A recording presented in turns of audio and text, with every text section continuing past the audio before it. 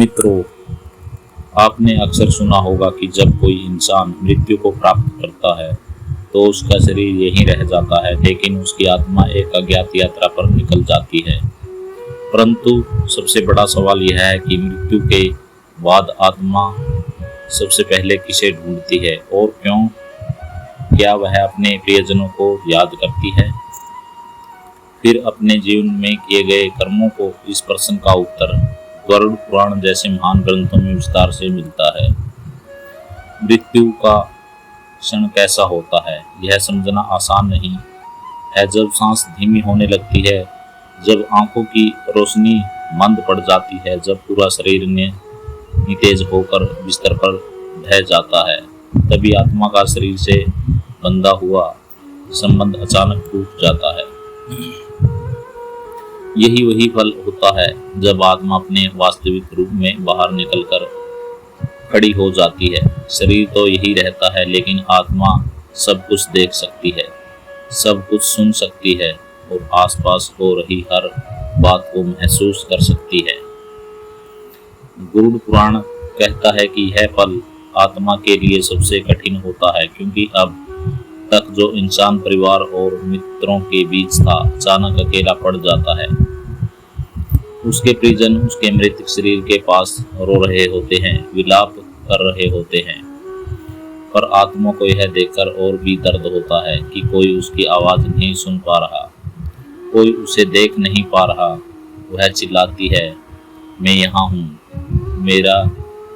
मैं यहाँ ही हूँ, पर उसकी आवाज केवल शून्य गूंजती है और धीरे धीरे लुप्त हो जाती है। यही मृत्यु का पहला सच, पूर्ण असहायता और गहरा अकेलापन। सोचिए मित्रों, अगर आज आपके साथ ऐसा हो तो आप सबसे पहले किसे पुकारेंगे? क्या आप अपने माँ को पुकारेंगे, जिसने आपको जन्म दिया है और अपनी गोद में पाला है, या अपने पिता को, जिन्होंने हर मुश्किल में आपका हाथ थामा? फिर आप अपने किए हुए कर्मों को याद करेंगे, जो जीवन भर आपके साथ रहे। यहीं से आत्मा की सबसे रहस्यमय यात्रा शुरू होती है। मृत्यु के बाद तुरंत बाद आत्मा के सामने सबसे पहले अंधकार फैल जाता है। अभी कुछ ही देर पहले जिसे घर में रोने चीखने की आवाज थी, अचानक वह अजीब सी निस्तब्ध छा जाती है। आत्मा को लगता है कि मानो पैर के नीचे से जमीन खिसक गई हो। वह शून्य तौर पर ही चारों ओर अज्ञात स्वर गूंजते हैं। कभी कोई हंसी सुनाई देती है, कभी करुण पुकार, कभी डरावनी सनसनाहट। सब आत्मा को भीतर तक हिला देता है। गरुड़ पुराण में लिखा है कि यह वही समय होता है जब आत्मा को एहसास होता है कि अब ना धन उसका सहारा है, न यश, ना परिवार, केवल कर्म ही उसके साथ होते हैं। मित्रों, यह समझ आत्मा को बेचैन कर देती है, क्योंकि जीवन में उसने इन्हीं शारीरिक रिश्तों और वस्तुओं को आधार माना था। अब सब मौन है, सब छूट चुके हैं। इसे ऐसा स्थिति में आत्मा के भीतर से पहली पुकार निकलती है। और मित्रों, यह पुकार किसी अजनबी के लिए नहीं होती, यह पुकार होती है माँ के लिए। माँ, माँ, तुम कहाँ हो? मुझे बचा लो, मैं बहुत डर रही हूँ। यही पुकार केवल उस समय की ही नहीं, बल्कि आत्मा की गहराई में बसे बचपन की सबसे गहन स्मृतियाँ आती है। वही माँ जिसने पहली बार उसे जीवन दिया था, जिसने रात रात भर जाकर उसे दूध पिलाया था, जिसने हर आंसू पहुँचे थे, वही इस भावात्मक यात्रा पहला सहारा बनती है। आत्मा के सामने बचपन के दृश्य एक एक करके तैरने लगते हैं। वह क्षण जब वह डरकर माँ की गोद में छिप गई थी, वह समय जब बीमार माँ के ने सिरहाने बैठकर उसकी सेवा की थी। मित्रों, यही कारण है कि मृत्यु के बाद आत्मा सबसे पहले अपनी माँ को ही पुकारती है, क्योंकि जन्म से लेकर जीवन के हर संकट तक माँ ही उसकी सबसे बड़ी रक्षक रही है। लेकिन दुख की बात यही है यह पुकार अक्सर अनसुनी रह जाती है। आत्मा चाहे जितना जोर से पुकारे, उसकी आवाज अब संसार तक नहीं पहुंच पाती।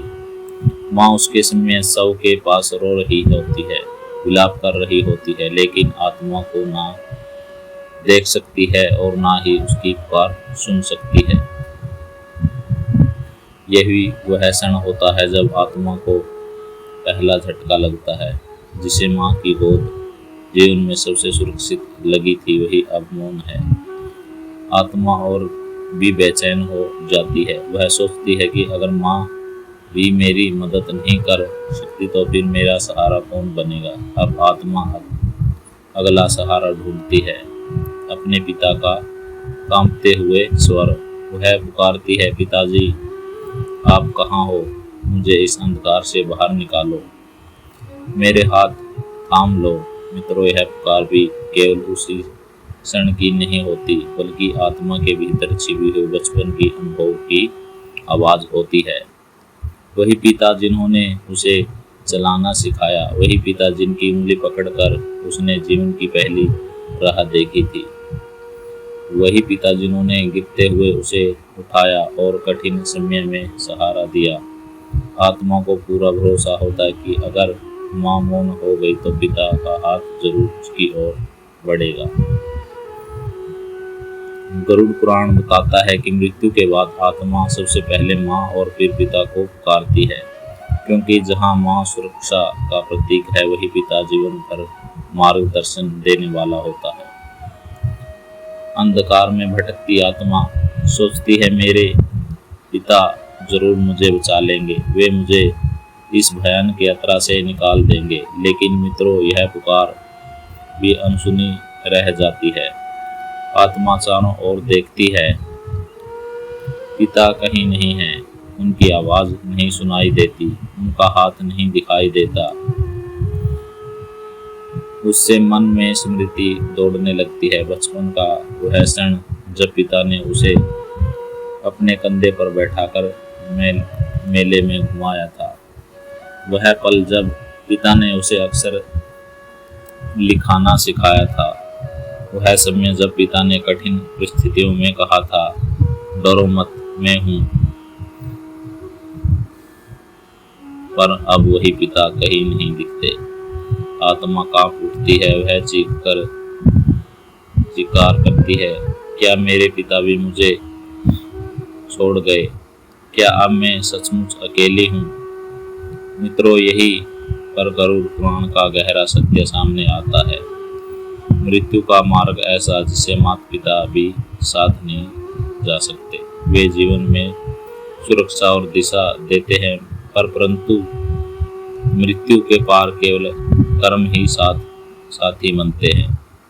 यही कारण है कि पिता की पुकार भी मौन में बदल जाती है।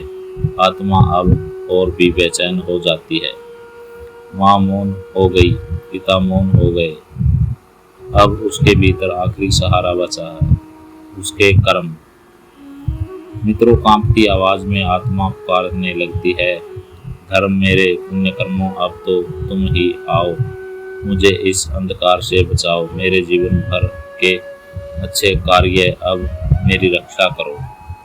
और मित्रों, जैसे ही आत्मा ने पुकारे हैं, धर्म मेरे पुण्य कर्म, अब तो तुम ही आ जाओ, वैसे ही उसके सामने एक अजीब सा दृश्य उभरने लगता है। चारों ओर का अंधकार धीरे धीरे बदलने लगता है। कहीं से हल्की रोशनी की किरण टूट पड़ती है। सबसे पहले एक छोटी सी ज्योति प्रकट हुई। आत्मा ने देखा कि है उसे समय की छवि है जब उसने किसी भूखे को रोटी खिलाई थी। फिर दूसरी रोशनी उभरती है, वह तब की थी जब उसने सच बोलने का साहस किया था। तीसरी किरण उसे पल से जोड़ती है जब उसने किसी असहाय को सहारा दिया था। आत्मा है देखकर राहत महसूस करने लगती है। हाँ, मेरे अच्छे कर्म यही अब मेरी रक्षा करेंगे। लेकिन मित्रों, यह रास्ता ज्यादा देर तक नहीं रही। यह रोशनी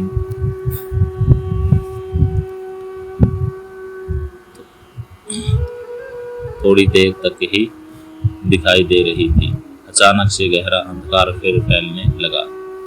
काले धुएं जैसी परछाइयां उभर कर सामने खड़ी होने लगी। एक विकराल आकृति आई। यह उस समय की थी जब आत्मा ने छल करके किसी का धन हड़प लिया था। दूसरी डरावनी छवि प्रकट हुई। वह उस पल की थी जब आत्मा ने निर्दोष को पीड़ा दी। तीसरी भयानक छाया उभरी। वह झूठ और लोभ का जीवित स्वरूप थी। अब आत्मा के सामने दो विपरीत शक्तियां खड़ी थी, एक छोटे छोटे प्रकाश, दूसरी और विकराल अंधकार। आत्मा कांप गई। उसने सोचा, मेरे पुण्य इतने कमजोर क्यों हैं और पाप इतने विशाल क्यों हैं। उसने रोते हुए पुकारा, मेरे पुण्य कर्मों, तुम इतने छोटे क्यों हो। मैंने जीवन भर तुम्हें क्यों नहीं बढ़ाया। आज तुम मेरी रक्षा क्यों नहीं कर पा रहे हो। मित्रों, गुरु पुराण कहता है कि मृत्यु के बाद आत्मा के सामने उसके सारे कर्म जीवित रूप में खड़े हो जाते हैं। पुण्य रक्षक बनकर आते हैं, पाप शत्रु बनकर, और आत्मा की यात्रा इनकी शक्ति पर निर्भर होती है। छोटे छोटे प्रकाश पापों की भीड़ में दबने लगते हैं। आत्मा के चारों ओर अंधकार और गहरा छाने लगता है। उसकी सांसें तेज हो गई। अब उसे समझ में आ गया कि माँ मौन हो गई है, पिता भी मौन हो रहे हैं। अब उसके कर्म ही असहाय साबित हो रहे हैं। मित्रों, सोचिए, अगर आज आपकी आत्मा शरीर से अलग हो जाए और आपके कर्म सामने खड़े हों जाए तो आपका आसपास का क्या होगा। दोस्तों, ज़्यादा से ज़्यादा वीडियो को शेयर करें और हमारे चैनल को सब्सक्राइब करें अगर आपको अच्छी यह वीडियो लगी हो तो। जय महाकाल।